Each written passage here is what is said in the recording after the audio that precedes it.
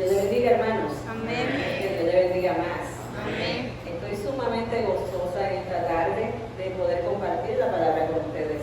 Es siempre un privilegio compartir la palabra del Señor. Amén. Y así, ya que están en pie, les pido que abran sus Biblias en Hebreos, el capítulo 12.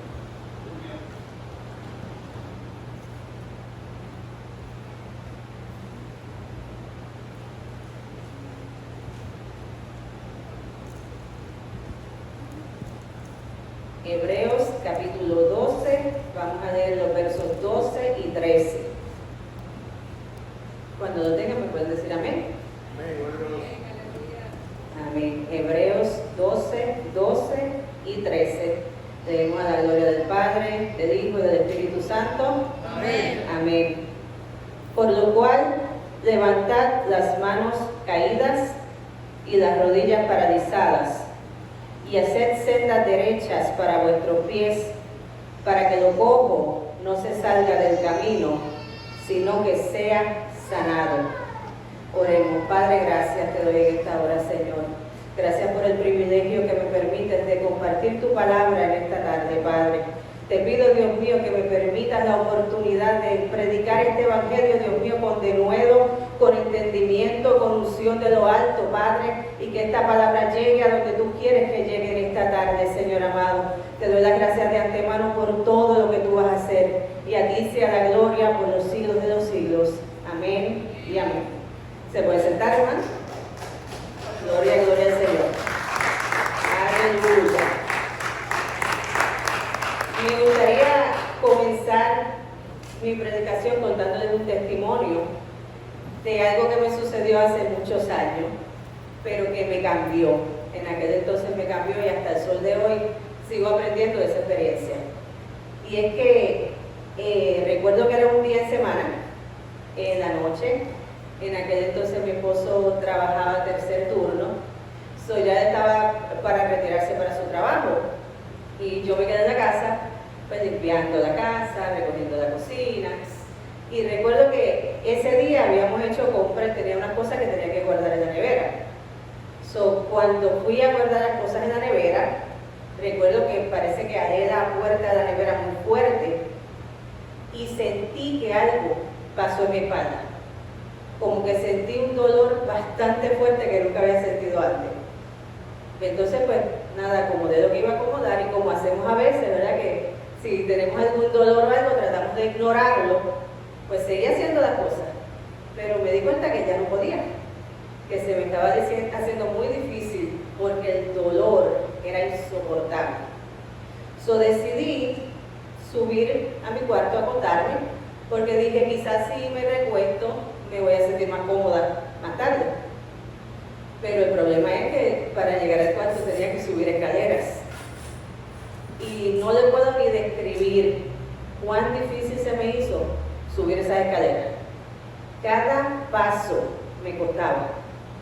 Hasta que por fin pude llegar arriba, traté de sentarme en la cama para acostarme y no pude. Entonces lo que hice fue que me paré frente a la cama y me tiré literalmente. Donde caí, ahí me quedé, porque estaba literalmente, mi espalda me dolía demasiado.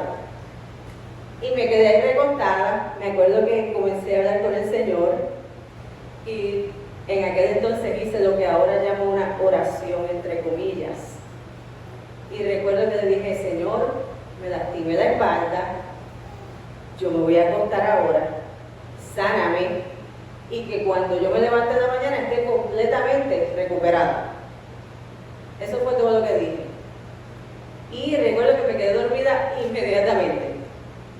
Como a las 3 o 4 horas desperté, sería quizá, no sé, 4 de la mañana, 2 de la mañana.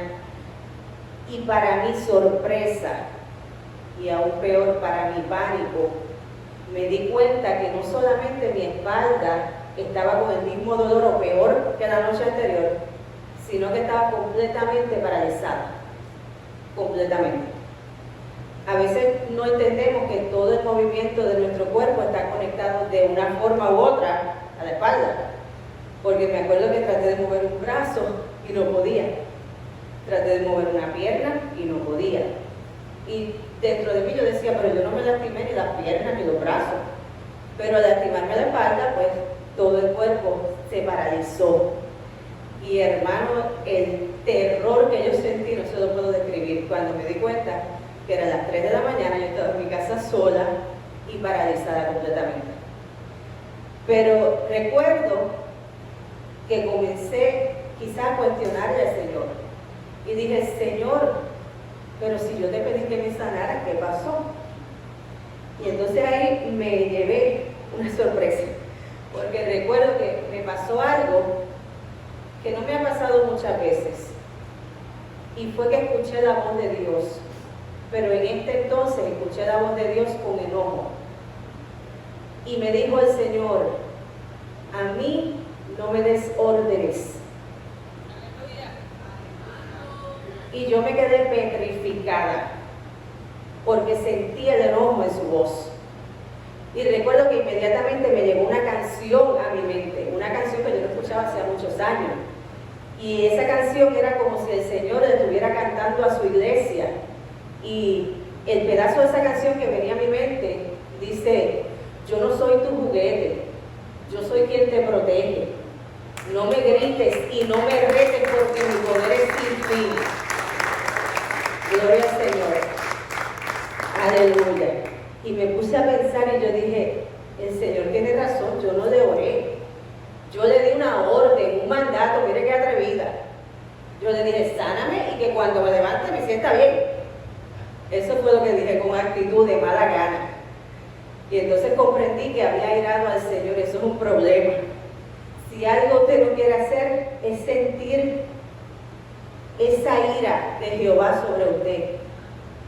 Se lo digo, hermano, porque es un error que yo cometí. A veces dicen que uno no aprende de los errores de los demás, pues yo le pido que aprenda de este. Y cuando se dirija al Señor, diríjase con respeto. Él es soberano, Él es todopoderoso. Si supiéramos lo pequeños que somos frente a su presencia, nos dirigiríamos a Él con respeto. Amén. Gloria al Señor. Aleluya. Entonces recuerdo que me arrepentí de corazón, sinceramente me arrepentí. Le pedí perdón al Señor, le dije, Señor, no lo vuelvo a hacer, ya aprendí, perdóname, restáurame, dame otra oportunidad. Lloré muchísimo mientras le pedía perdón al Señor y recuerdo que sí sentí ese perdón. La palabra dice que Él es lento para la ira, pero es grande en misericordia. Yo, según pude sentir su ira, sentí su misericordia. Sentí que esa misericordia me arropó por completo. Sentí que esta vez sí había recibido mi oración con agrado. Aleluya, gloria a Dios. Pero aún estaba paralizada. Ese era el problema, que aún estaba paralizada. Y entendí pues que era una lección que el Señor me estaba dando.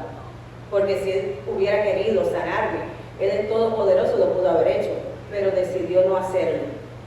Entonces siguió el tiempo pasando y en eso llegó Omar de su trabajo y me encontró en la cama llorando, sin poderme mover, desesperada. Yo le conté cómo pude lo que me había pasado.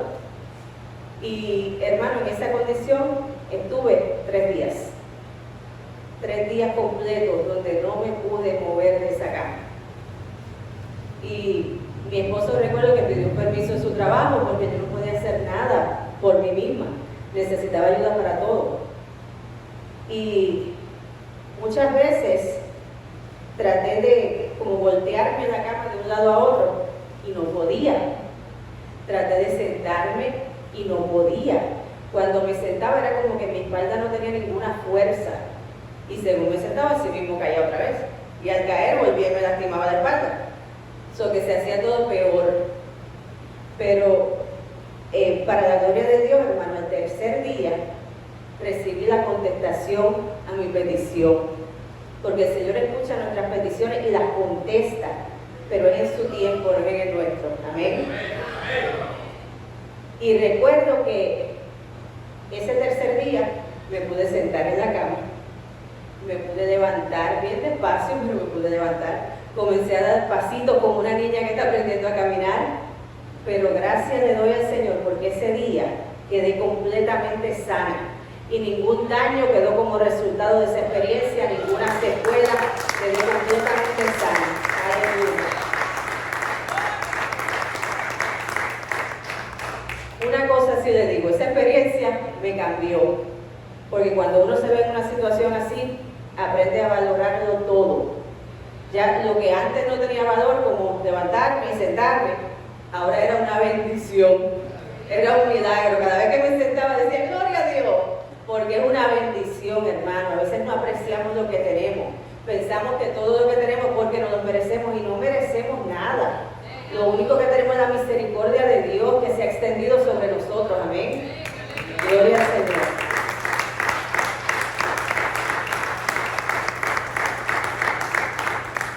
Y a través de esa experiencia pude entender que a veces el Señor usa cosas que nos pasan en el mundo físico, en el mundo material, para trasladar esa experiencia al mundo espiritual, a nuestra vida espiritual. Es por eso que en esta tarde, y basado en la experiencia que les acabo de contar, me gustaría predicar bajo el tema parálisis espiritual. Parálisis espiritual. ¿Qué es una parálisis, hermano?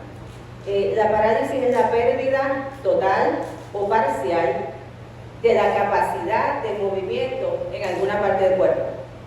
Es decir, que usted tiene una parálisis cuando su cuerpo pierde el movimiento, ya sea parcial o totalmente.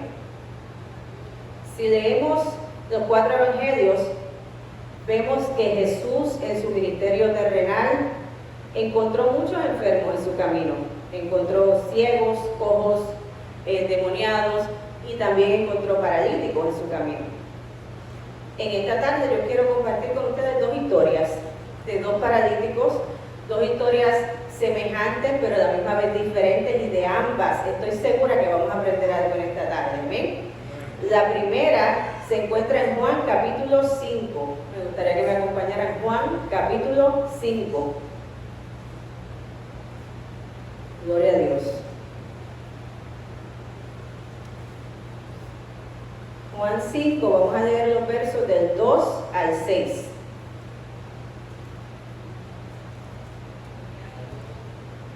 Amén.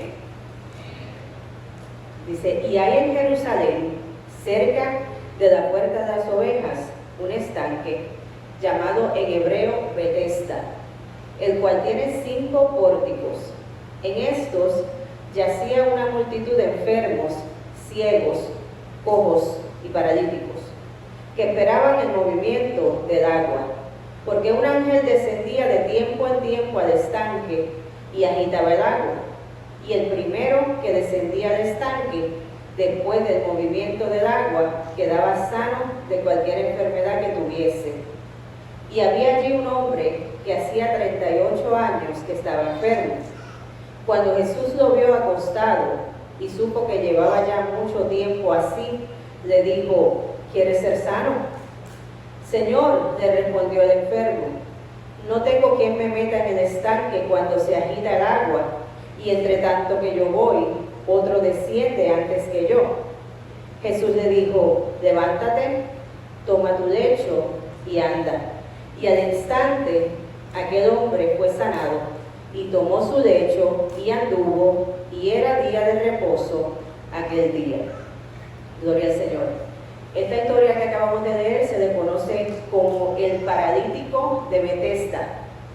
Betesda era el nombre del estanque donde acabamos de leer que de tiempo en tiempo venía un ángel, agitaba las aguas, y el primer enfermo que llegara a esas aguas, después del movimiento, quedaba sano.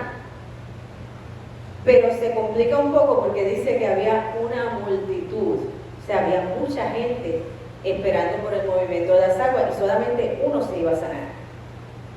Ahora bien, usa una palabra bien interesante. Dice que en ese lugar yacía una multitud de enfermos. Yacía.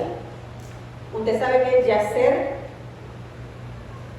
Por lo menos en Puerto Rico, el único sitio donde yo he visto que se usa esta palabra yacer es en el cementerio. Cuando era pequeña, que teníamos que ir al cementerio, me acuerdo que me gustaba leer lo que decían las lápidas. Y así me di cuenta que muchas de ellas repetían el mismo mensaje y decía, aquí yacen los restos de quien en vida fue el nombre de la persona. Y ahora me hace sentido porque yacer lo que significa es estar enterrado, arrastrado, tirado, acostado, inmóvil. O sea que si volvemos a la historia y entendemos que ahí yacía una multitud, entendemos que todos estos enfermos estaban acostados, tirados, arrastrados, esperando el movimiento de las aguas. Aleluya. Y específicamente menciona que había en ese lugar 3 tipos de enfermos. Dice que había ciegos, cojos y paralíticos. Y estos 3 tipos de enfermos tienen algo en común, y es que los 3 están limitados en su movimiento. El ciego porque no ve, el cojo porque es muy lento y el paralítico porque sencillamente no se puede mover. Los 3 tienen problemas de su movimiento. Y recordemos que dice que aquel ángel venía de tiempo en tiempo.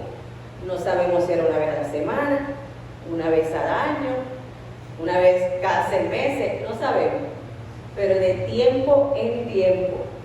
Y además que solamente uno iba a ser sanado, el primero que llegara a las aguas después del movimiento. Y ya que estamos hablando de aguas, me gustaría mencionar que el agua del mar está en constante movimiento. El agua de un río está en constante movimiento. El agua de un estanque no se mueve. Por eso se llama estanque, es agua estancada. Esas aguas estaban estancadas, sin movimiento. Y he podido aprender a través de esto que movimiento provoca movimiento. Se lo digo porque mientras las aguas estaban estancadas, mientras las aguas no estaban en movimiento, no había sanidad para nadie. Aunque había una multitud de gente esperando, no había sanidad. Una vez bajaba el ángel y tocaba esas aguas, y entonces ocurría movimiento en las aguas. Ahí es entonces que cualquiera que llegara a esas aguas, que no tenía movimiento en su cuerpo, lo iba a recuperar. Porque el movimiento provoca movimiento. ¿Amén? Gloria al Señor.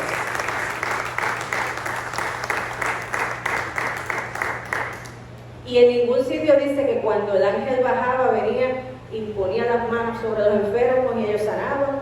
No dice que soltaba una palabra profética. Dice que el ángel bajaba y agitaba las aguas. Eso es todo lo que hacía. Agitaba las aguas y se iba. Ese movimiento era el que desencadenaba el milagro para uno nada más. Amén. Y una de las cosas que yo quiero conseguir a través de este mensaje es que podamos entender que a veces nosotros tenemos que ser agitadores. Cuando nosotros veamos que las aguas están estancadas, tenemos que comenzar a agitar esas aguas a través de la alabanza, de la adoración, de la oración, de la consagración a Dios. Alabado sea el nombre del Señor, porque es necesario que estas aguas comiencen a moverse para que quizá un hermano que está esperando por años un milagro lo pueda recibir para la gloria de Dios. Amén. Aleluya. Y dice que entre esa multitud de tantos enfermos había un hombre que llevaba 38 años postrado. 38 años, es una vida entera, hermano, postrado, paralítico, sin movimiento. Y dice que Jesús iba de camino a una fiesta que celebraban los judíos en aquel tiempo, y dice que lo vio y supo que llevaba mucho tiempo en esa condición. Dice que solamente le hizo una pregunta: ¿quieres ser sano? Eso fue todo lo que Jesús le preguntó. Recuerden, todos los que están allí, los que están buscando y esperando era sanidad. Pero Jesús le preguntó a él directamente: ¿quieres ser sano? Y el paralítico, en vez de decir, sí, quiero ser sano, no le contestó eso. Le dijo: Señor, lo que pasa es que no tengo quien me meta al estanque cuando se mueven las aguas. Y si yo trato de llegar al estanque por mí mismo, alguien va a llegar primero.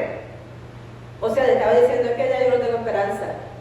Porque en la mente de este hombre, la única solución para él era llegar a aquellas aguas en movimiento. la única solución para levantarse después de estar postrado por 38 años era que o él llegara a las aguas o alguien lo llevara. Y Betesda, mire qué interesante, Betesda significa casa de misericordia.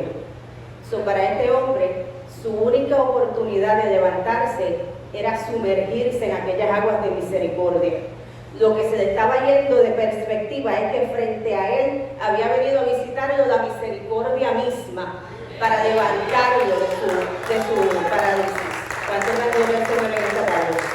Aleluya. Y dice que le dijo el Señor, levántate, toma tu lecho y anda. Esas 3 palabras le dijo, levántate, toma tu lecho y anda. Y dice que aquel hombre al instante quedó completamente sano, después de haber estado postrado por 38 años, y que se levantó y caminó, gloria al Señor. Pero sucede que era día de reposo, y no le era permitido cargar su lecho en el día de reposo. El lecho era como una cama, digamos una camilla, que era donde ellos se acostaban. Y entonces, pues básicamente esa era su cama.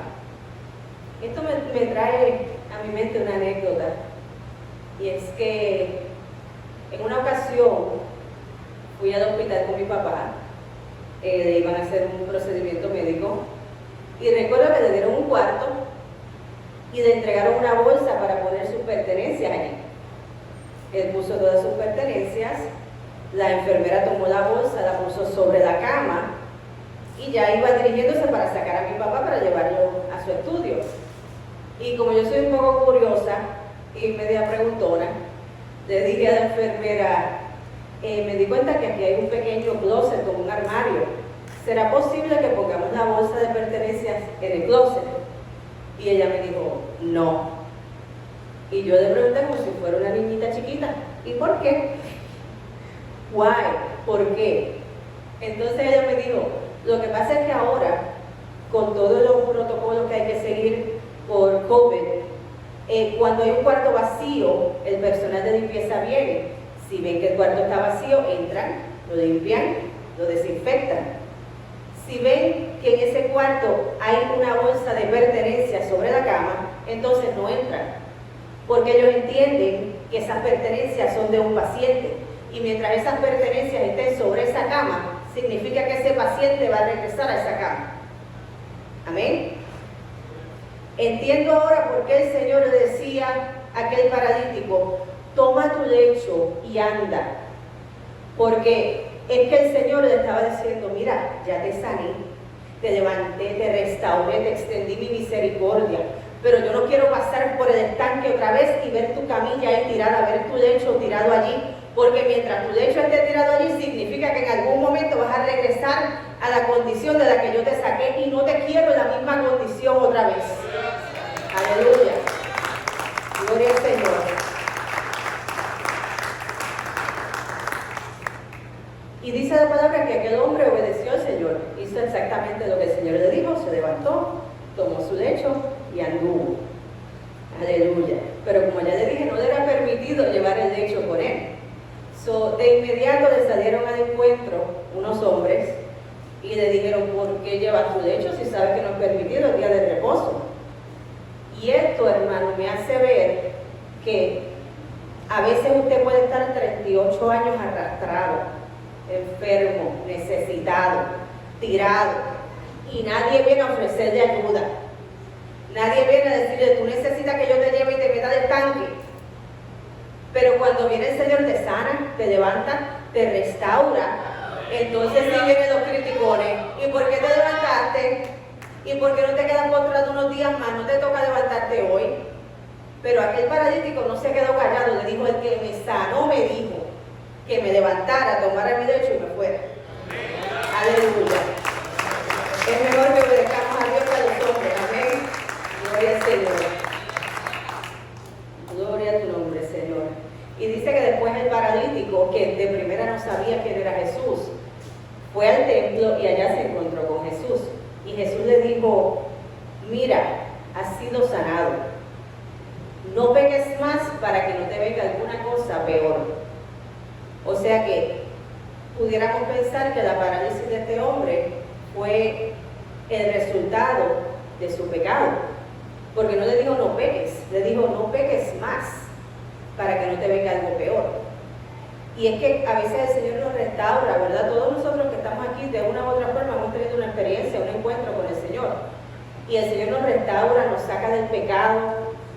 Pero hay una parte que es de nosotros, es mantenernos limpios, es mantenernos viviendo de acuerdo a su voluntad y no volver a ensuciarnos en el pecado del que ya Dios nos sacó. Amén. Gloria al Señor. Santo Dios. Porque a veces con eso lo que hacemos es que traemos peores consecuencias de las que ya hemos pasado. Y el Señor quiere que nos mantengamos limpios. Esa es su voluntad, que cuando nos sana nos mantengamos en el camino correcto. Amén. Pero el paralítico de Betesda no fue el único que el Señor se encontró en su camino. Dice que se encontró otro paralítico y su historia está en Marcos capítulo 2. Marcos capítulo 2. Gloria a Dios.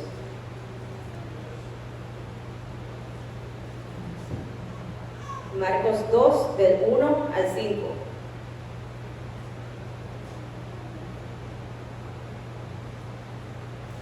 Amén. Marcos 2 del 1 al 5.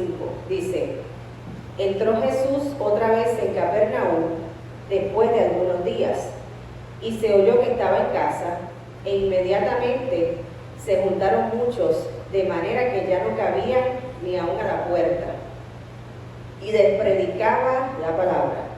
Entonces vinieron a él unos trayendo un paralítico, que era cargado por 4, y como no podían acercarse a él a causa de la multitud, descubrieron el techo de donde estaba, y haciendo una abertura, bajaron el lecho en que yacía el paralítico.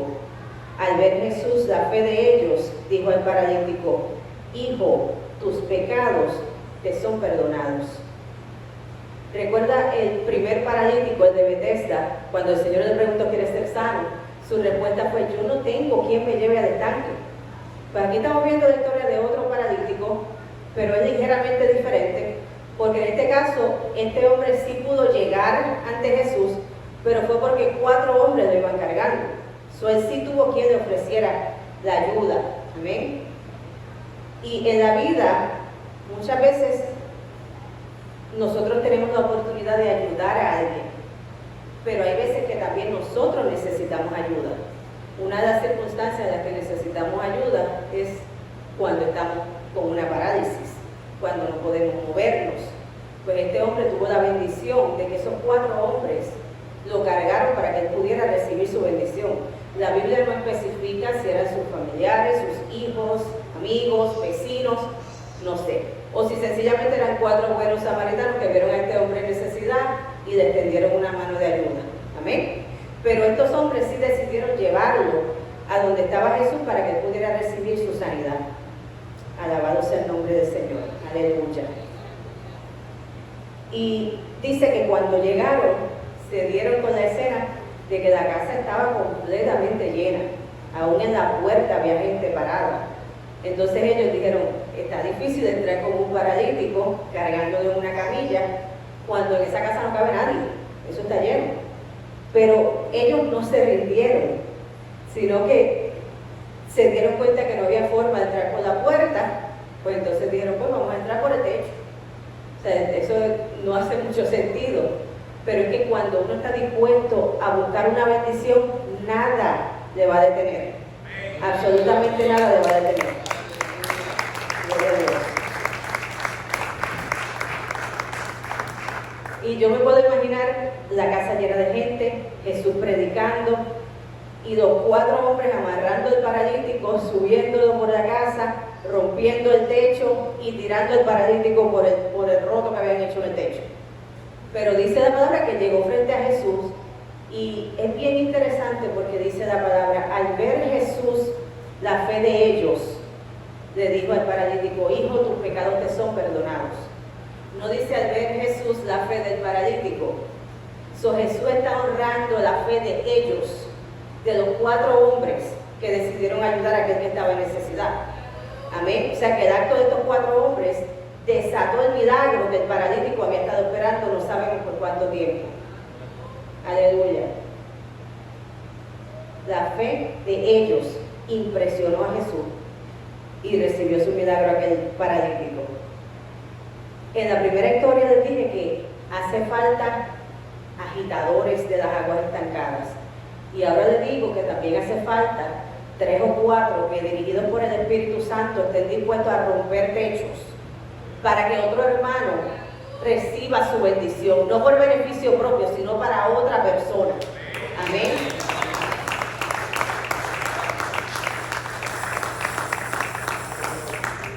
La Biblia dice que todo tiene su tiempo y que todo lo que se quiere bajo el sol tiene su hora. Pero yo entiendo que cuando hay un rompimiento, significa que el tiempo de Dios ha llegado y que ya nada va a detener el milagro. Amén. A veces hay que pasar un proceso, a veces hay que esperar, pero siempre, siempre, siempre va a llegar el tiempo de Dios para usted. Por ejemplo, imagínese un embarazo. Tengo que hablar del embarazo, hermano, imagínese. En el embarazo es una bendición, pero es un proceso. Ahora mismo yo tengo 4 meses de embarazo, la gloria para el Señor.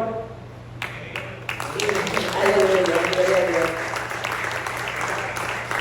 Imagínese usted que yo vaya a mi doctor mañana y le diga, mire doctor, ya yo llevo 4 meses esperando y a mí no me gusta esperar. Yo quiero que usted me saque este bebé hoy. Locura, ¿verdad? No hace sentido. ¿Usted cree que hay algo de sabiduría en eso? No, no la hay. Porque el bebé no está listo para salir, porque aún no ha llegado su tiempo. Es que tenemos que entender que cuando Dios establece un tiempo para algo, es necesario para que las cosas sean perfectas. ¿Ven?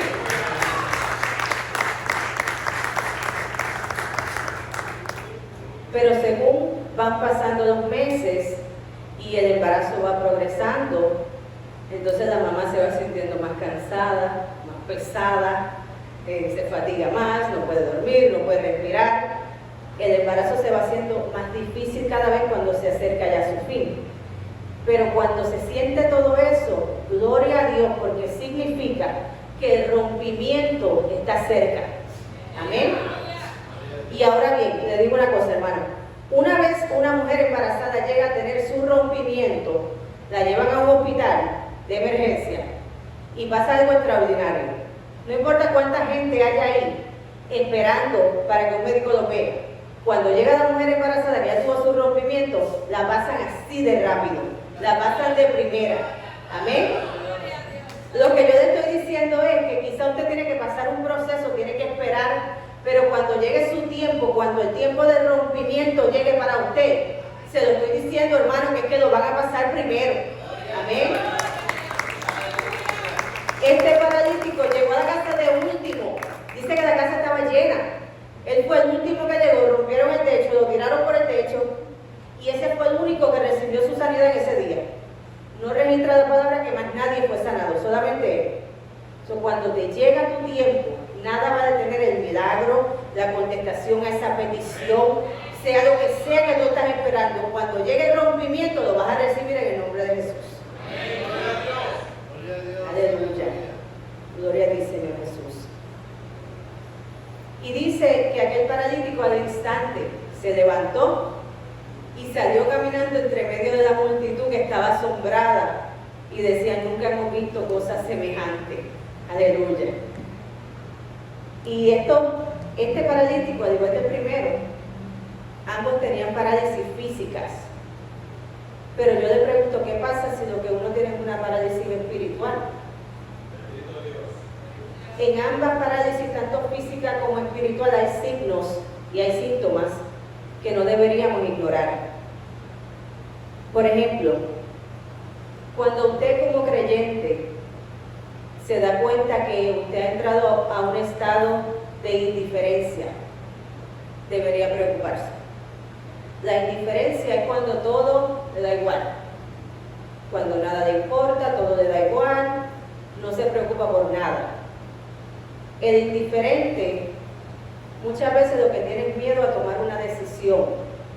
El indiferente quiere tener un pie en la iglesia y un pie afuera. Tiene miedo a tomar esa decisión de servir al Señor de verdad. Entonces el indiferente en su mente piensa que está caminando, pero no lo está haciendo. Porque el problema es que da un pasito para el frente y uno para atrás. Y si yo me paro aquí 3 horas a dar un paso para el frente y uno para atrás, parece que me estoy moviendo, pero me estoy dando en el mismo sitio. Eso le pasa a la gente que es indiferente a la casa de Dios. Aparentemente se están moviendo, pero no se mueven. Se quedan estancados, no crecen, no desarrollan una relación con el Señor. Aleluya. No maduran como creyentes, no dan fruto agradable al Señor. Amén. So, si usted siente que quizá la indiferencia le ha visitado, yo le pido que se examinen esta tarde, hermano, porque pudiera ser que una parálisis espiritual viene de camino para usted. Examínese en esta tarde. Aleluya. La palabra dice, cuando el Señor, hablando de la iglesia de la Odisea, dijo: yo conozco tus obras y sé que no eres ni frío ni caliente. Y ojalá fuera frío o caliente, pero por cuanto eres tibio te vomitaré de mi boca. El Señor no se lleva con los tibios. El Señor no se lleva con los que quieren tener un pie aquí y un pie afuera. Porque Él mismo lo dice: ojalá fuera frío o caliente, pero no tibio. Aleluya. Gloria al Señor. Otro síntoma que pudiera avisarle que hay una parálisis espiritual cerca es la duda. Y el viernes Saulito hablaba de esto. La duda es peligrosa. Dice que la palabra duda viene del latín dubitare. Dubitare significa vacilar entre dos cosas. Y el significado de vacilar es todavía más interesante, porque vacilar significa moverse de un lado a otro con poca firmeza y dando la impresión de que uno se va a caer. Si yo leo esta definición, lo único que puedo pensar es en un borracho. El borracho va caminando, no tiene firmeza, va de un lado a otro y usted sabe que en cualquier momento tropieza y se cae.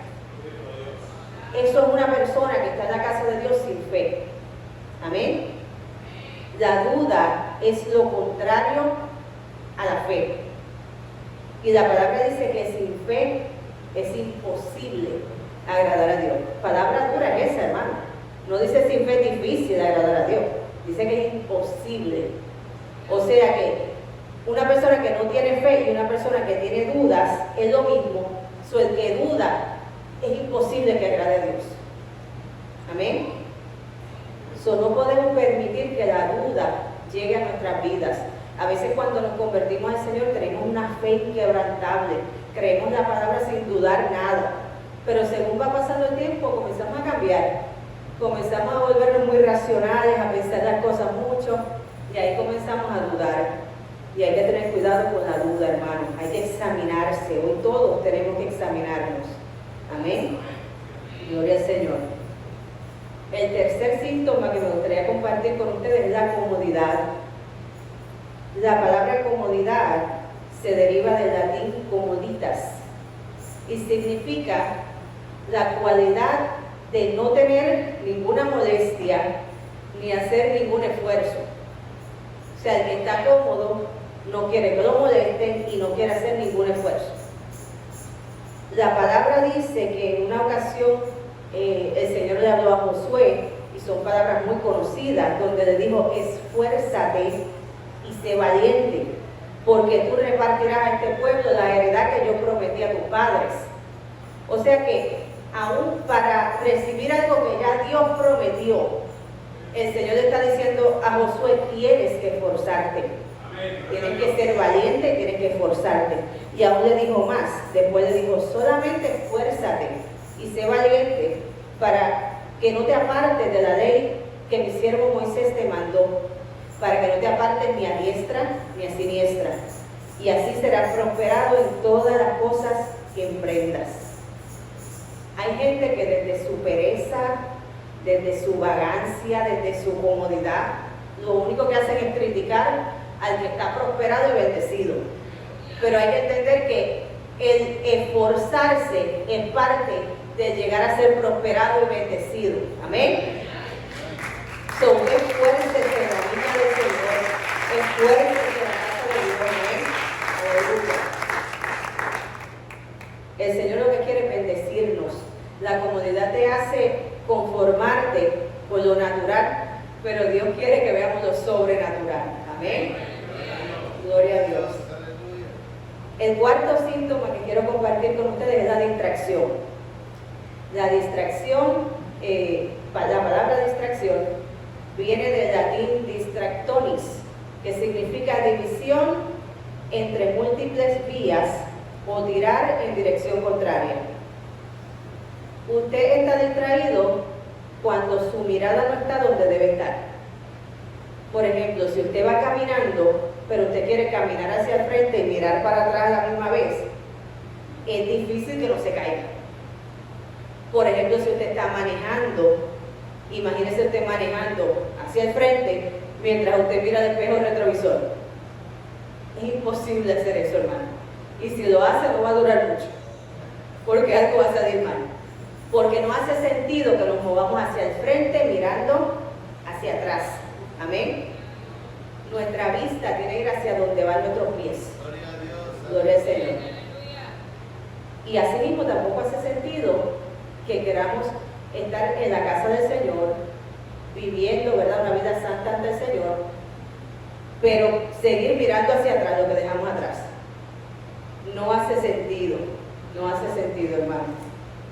Mire lo que Pablo decía en Filipenses 3:13. Decía, hermanos, yo mismo no pretendo haberlo ya alcanzado, pero una cosa hago, olvidando ciertamente lo que queda atrás y extendiéndome a lo que está delante, prosigo a la meta, al premio del supremo llamamiento de Dios en Cristo Jesús. Tenga mucho cuidado, hermano, que una bendición, una contestación a una petición no se le venga a convertir en distracción. Yo he visto mucha gente que le oran al Señor, Señor, dame un carro, por favor, y te prometo que voy a estar en todos los servicios en tu casa. El Señor es misericordioso y clemente y te da el carro, y al sitio que menos vas es a la iglesia. Vamos a examinarnos en esta tarde, hermano. ¿Okay?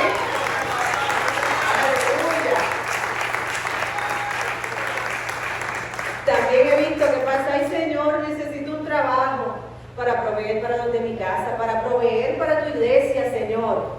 El Señor es misericordioso y clemente. Te provee el trabajo. Y después dice que no puedes llegar a la iglesia porque tienes que trabajar. Y entonces, hay que tener cuidado, hermano. Hay que tener cuidado con esto. La palabra dice, no os engañéis, Dios no puede ser burlado. Lo que el hombre siembra, eso mismo va a cosechar. Si usted únicamente siembra lo material, eso es lo que usted va a cosechar. Pero es menester que pongamos lo espiritual primero.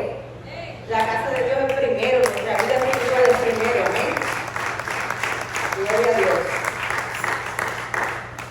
Gloria al Señor. Es necesario que tengamos una relación con el Señor. Y no le digo que trabajar esté mal, claro que no. Es bueno y es necesario proveer para su familia. Pero hay que mantener un balance donde la casa de Dios sea su prioridad. Amén. Y si usted le prometió algo al Señor, que se lo cumpla. Amén. Gloria a Dios. El quinto síntoma, ya estoy terminando, el quinto síntoma que quisiera compartir con ustedes esta tarde es cuando una persona tiene traumas sin resolver. Un trauma literalmente significa herida. Cuando usted tiene una herida, físicamente hablando, si usted tiene una herida en un brazo, en una pierna, usted va a un hospital, le sanan su herida, le limpian esa herida y tratan de desinfectarla, ¿verdad? Esperando que no se infecte para que no le traiga más daño. Pero ¿qué pasa cuando las heridas son emocionales? Cuando las heridas no se pueden ver. ¿Sabe de lo que estoy hablando, verdad, hermano? Esas heridas a veces son más profundas y más difíciles de sanar que las heridas físicas. Una herida emocional te puede haber sido causada porque alguien te hizo un daño, porque alguien te ofendió, alguien te calumnió. Quizás tuviste una infancia difícil, quizás tuviste una juventud difícil, quizás tuviste problemas matrimoniales. Tantas cosas, hermano. Quizás perdiste un ser querido. Y usted sabe que todo esto nos puede traer tristeza. Es normal que sintamos tristeza. Pero el problema es que si yo tengo una herida en un brazo, yo voy al hospital y me sanan esa herida, yo no espero que esa herida vuelva a abrirse en 5 años. Si el tiempo ha pasado desde el evento que le ha causado esa herida, y usted sabe que de tiempo en tiempo esa herida vuelve a abrirse, entonces esa herida no ha sido sanada todavía. Amén. Esa herida no ha sido cicatrizada del todo. Y lo peor de esta herida es que no se ve. Solamente es entre usted y Dios. El problema más grande que yo veo con esto es que una herida emocional sin sanar puede desencadenar en una raíz de amargura. ¿Cómo yo puedo explicarle la raíz de amargura? Cuando el culto se acaba, el pastor viene aquí y dice, ¿y sin santidad? Pero hermano, con fuerza, hermano, hermano. ¿Y sin santidad? Amén. Sin santidad nadie verá al Señor. Y así dice la palabra en Hebreos. Pero el versículo que viene inmediatamente después dice, mira bien, o sea, te está diciendo, te voy a dar una advertencia. No vaya a ser que pierdas la gracia de Dios porque ha brotado en ti una raíz de amargura que te va a estorbar y va a contaminar a muchos. Es la única vez, mirad aquí, hermano, mirad bien, no sea que alguno deje de alcanzar la gracia de Dios, que brotando alguna raíz de amargura os estorbe y por ella muchos sean contaminados. Es la única vez que la palabra menciona lo que es una raíz de amargura. El problema es que la raíz de amargura va a dar fruto. Amén. Va a dar fruto de ira, de contienda, de odio, de rencor. Y usted no quiere eso. Yo estoy segura que si usted está aquí sentado en esta tarde, usted no quiere perder la gracia y el favor que ha sido concedido de Dios en su vida. Amén. Aleluya. Una herida abierta te mantiene cautivo y preso. Pero la Biblia dice que Dios vino a dar libertad a los cautivos y a los presos apertura de la cárcel. Hoy el Señor te quiere sanar esas heridas, aunque sean viejas. El Señor las quiere sanar hoy, amén. Y ya para terminar, el último síntoma que le puede conducir a una parálisis espiritual es la vergüenza. La vergüenza es bien peligrosa, porque a veces el enemigo tergiversa las cosas para que pensemos que la vergüenza es arrepentimiento, y no lo es. Cuando uno reconoce que ha pecado contra Dios, uno siente arrepentimiento, y esto viene de Dios. El arrepentimiento lo pone Dios en nuestros corazones. Ahora no pone vergüenza. Dice que Él pone el arrepentimiento. Pero si ya Dios lo perdonó, usted se arrepintió, ¿verdad? Se apartó del pecado. Dios lo perdonó, la misericordia de Dios le alcanzó. Usted no tiene por qué estar avergonzado. Lo que pasa es que a veces Dios te perdonó, pero tú no te has perdonado a ti mismo. Y eso es un problema, hermano, porque usted va cargando algo que no debería estar cargando. Amén. Dios no nos quiere ver avergonzados. No quiere que su pueblo ande en vergüenza. Piensen ustedes que son padres, piensen acerca de sus hijos. ¿A ustedes les gusta que sus hijos vayan por la vida avergonzados, sintiéndose que son menos que los demás? Estoy segura que no. Pues así mismo Dios nos ve a nosotros. Dice, ¿por qué mi hijo no puede soltar esa vergüenza ya y caminar hacia el plan que he trazado para él o para ella? Alabado sea el nombre del Señor. Aleluya.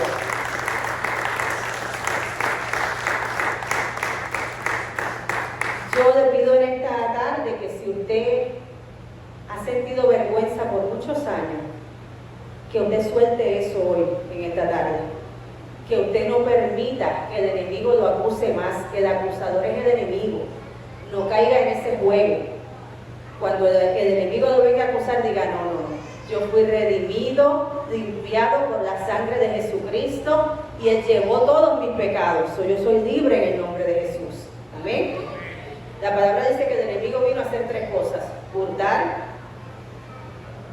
matar y destruir. Y para hacer esas tres cosas a veces usa mucho la vergüenza. Tenemos que cuidarnos. Es un arma muy peligrosa que el enemigo usa contra los siervos del Señor y a veces ni cuenta nos damos que la vergüenza nos está abrumando. Amén. Nos está arrastrando cuando deberíamos estar libres en Cristo. Mire lo que dice 2 de Timoteo 2:15. Ya con esto voy a terminar. 2 de Timoteo 2:15. Dice, procura con diligencia presentarte a Dios aprobado, como obrero que no tiene de qué avergonzarse, que usa bien la palabra de verdad. Dice que procures. Cuando usted procura algo, usted se esfuerza por algo. Le está diciendo, esfuérzate para que cuando tú vayas a donde Dios, Él te encuentre aprobado. Que Él diga, sí, ya tú estás justificado a través de la sangre de Cristo. Cuando eso pasa, ya entonces usted es un obrero que no tiene de qué avergonzarse. Amén. No ande avergonzado, hermano. Usted es un hijo de Dios y la sangre de Cristo ha limpiado todos sus pecados. Amén. Aleluya. Son muchas las armas que el enemigo usa en nuestra contra. Pero es mi petición que en esta tarde el Señor sane a cada uno de ustedes, sea cual sea de estos síntomas que les mencioné, que esté en su vida. Yo le pido al Señor en esta hora que los sane completamente, que saque toda raíz de amargura dentro de usted, para que usted pueda ser libre y entonces moverse hacia donde Dios quiere que usted llegue, hacia el propósito que Dios trazó para usted desde el principio del mundo. Amén. Muchas gracias, hermano. Hasta aquí mi parte. Que el Señor les bendiga.